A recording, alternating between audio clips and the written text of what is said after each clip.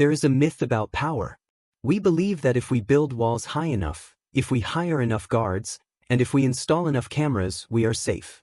Nowhere is this myth more carefully constructed than at 1600 Pennsylvania Avenue. The White House. To the naked eye, it is a fortress. It sits inside an iron dome of physical security. Sensors in the ground detect the footsteps of a squirrel. Radar systems scan the sky for unauthorized drones. Inside, the Secret Service, the Praetorian Guard of the modern age, stands ready to take a bullet for the commander-in-chief. They train for every conceivable threat: assassins, car bombs, chemical attacks, even aerial assaults. But in the autumn of 2014, the threat didn't come from the sky. And it didn't come from the street. While the snipers were watching the rooftops, a silent, invisible signal was traveling through a fiber optic cable buried 6 feet underground. It bypassed the dogs. It bypassed the checkpoints. It bypassed the men with guns. The enemy didn't kick down the door. They didn't need to.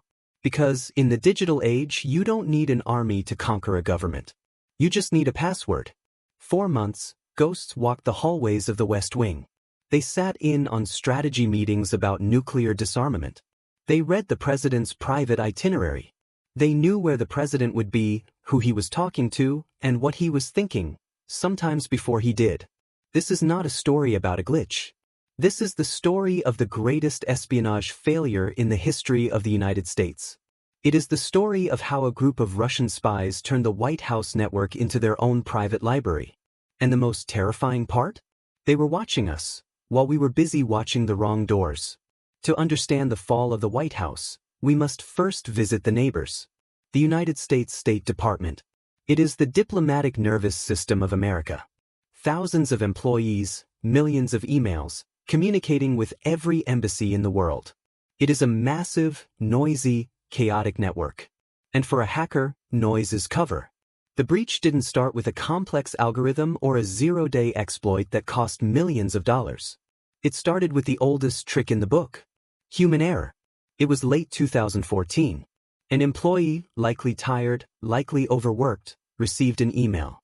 It looked official. Maybe it appeared to come from IT support, or a colleague, or a trusted partner. It referenced something mundane, an Outlook protocol update, or a password reset required. In the cybersecurity world, this is called spear phishing. Unlike phishing, where you cast a net hoping to catch anyone, spear phishing is hunting with a sniper rifle.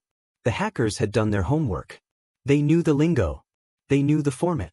The employee clicked. In that millisecond, a door opened. But unlike a bank robber who smashes the glass and screams for money, this intruder did something unsettling.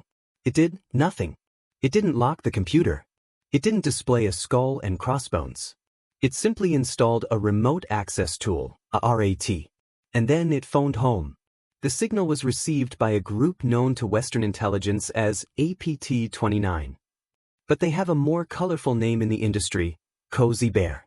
Unlike their counterparts, Fancy Bear, who are known for the brute force, smash-and-grab tactics of military intelligence, Cozy Bear is different. They are suspected to be the SVR, the modern evolution of the KGB's Foreign Intelligence Service. They are the aristocrats of cyber espionage. They are patient, they are quiet, and they are playing the long game. Once inside the State Department, Cozy Bear didn't steal documents immediately. They set up camp. They compromised the email servers. They harvested credentials. They became the administrators of the system. Essentially, the State Department's email network was now owned by the Russian government. But the State Department was just the waiting room. They wanted the main office. The White House network is supposed to be a fortress. But in 2014, that fortress had a back door. Government agencies need to talk to each other. The State Department sends emails to the Executive Office of the President, EOP, thousands of times a day. Because of this high volume of traffic, the White House servers were configured to trust emails coming from state. Cozy Bear used the compromised State Department accounts to send emails to the White House staff. These weren't fake emails from a Nigerian prince. These were real emails from real State Department accounts sent by Russian spies. When a White House staffer saw an email from their colleague at state saying, "Here is the brief you asked for," they didn't hesitate. They opened the attachment. And just like that, the SVR was inside the executive office of the president. But here is where the story gets truly disturbing. They didn't just hack a computer. They hacked the schedule. The hackers moved laterally through the network, mapping out the architecture. They realized they couldn't access the classified network, the Cybernet. That system is air-gapped, physically separated from the internet. So, they targeted the unclassified network. The White House tried to spin this later. They said, the hackers only accessed unclassified information. It was a comfort blanket, a lie we told ourselves to feel safe. Because in the world of intelligence, unclassified does not mean unimportant. Think about your life. Your bank password is secret, but your calendar? Your emails to your spouse? Your travel itinerary? Your complaints about your boss? That is unclassified. The Russians began to harvest this data by the terabyte. They had the president's real-time schedule. They knew who the president was meeting with. But more importantly, they knew who he was refusing to meet with. They knew which diplomats were in favor and which were being frozen out. They read the draft policy papers regarding Ukraine before the policy was even finalized. This is what intelligence officers call the mosaic. One piece of unclassified data is a stone. Useless. But if you steal 1,000,000 stones and arrange them correctly, you create a picture of the entire geopolitical strategy of the United States. Cozy Bear knew the American strategy towards Russia better than most American congressmen did. And they did all this while working standard office hours. Forensics later revealed a chilling detail. The hackers operated on Moscow time. They clocked in at 9 a.m. and clocked out at 5 p.m. They took lunch breaks. They didn't work on Russian holidays. This wasn't a criminal ring. This was a job. They were professional bureaucrats, punching the clock, with the destruction of American democracy as their daily deliverable. For months, the intrusion went unnoticed. But no thief is perfect. Even a ghost leaves footprints. In October 2014, an anomaly was detected. It wasn't a crash. It was a pattern. A strange egress of data leaving the EOP network and heading to a server that had no business talking to the White House. The alarm was raised. The FBI and the NSA were called in. When the NSA realized what was happening, the initial reaction was panic. The enemy was inside the wire. The instinct is to pull the plug. Shut it down. Kick them out. But the NSA directors made a counterintuitive decision. They said, wait. In cyber warfare, knowledge is more valuable than security. If you kick the hackers out immediately, they know you found them. They will vanish, change their code, and return through a different door that you don't know about. So, the defenders started a dangerous game of hand-to-hand combat. They watched the Russians. They wanted to see, what are they searching for?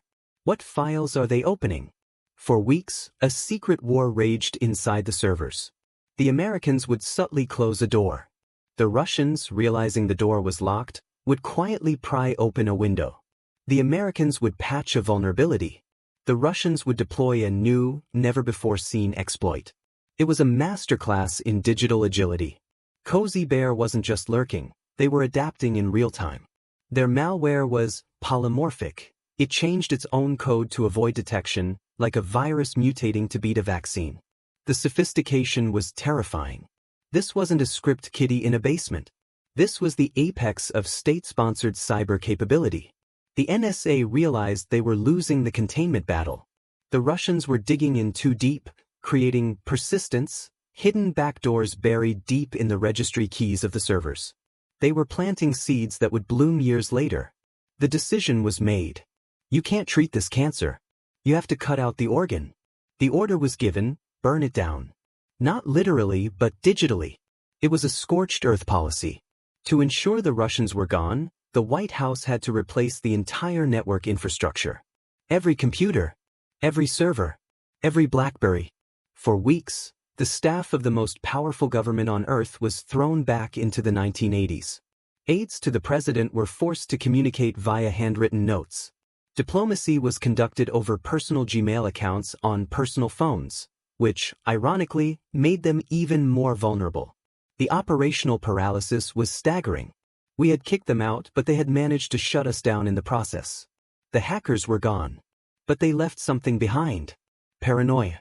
Every time a staffer's phone acted weird, they wondered. Every time an email went missing, they wondered.